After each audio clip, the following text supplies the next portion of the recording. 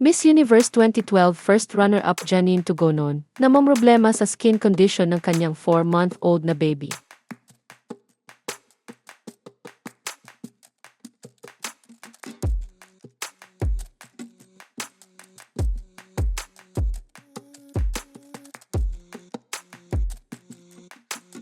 Tila namomroblema si Miss Universe 2012 first runner-up Janine Tugonon sa skin condition ng kanyang unang anak na si Madeline Sofia.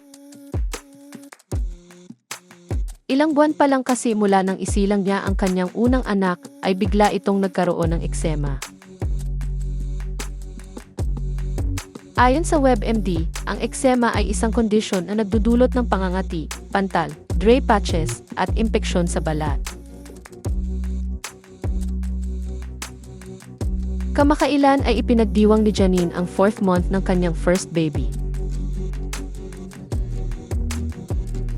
Kalakip ang ilang litrato ng kanyang anak, sinabi ni Janine sa kanyang post na ang kanyang 4-month-old na anak ay nagkaroon ng eksema. Sabi niya sa kanyang post, "Happy 4 months to our sweet little angel. And 2 months sa eksema mo." Charot!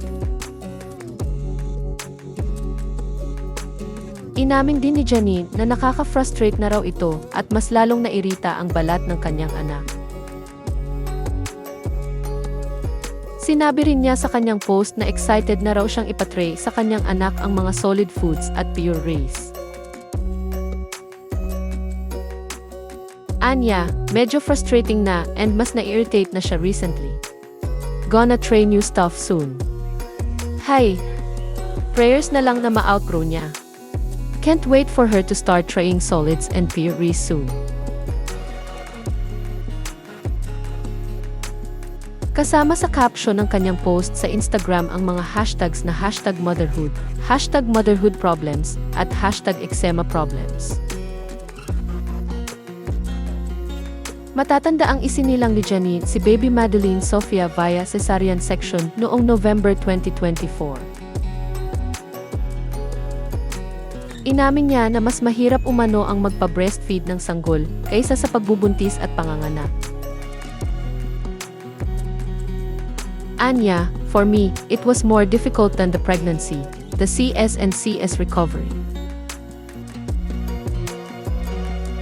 Mapapansin naman sa mga litratong ipinost niya sa kanyang Instagram account na natatakpan ang mukha ng kanyang anak.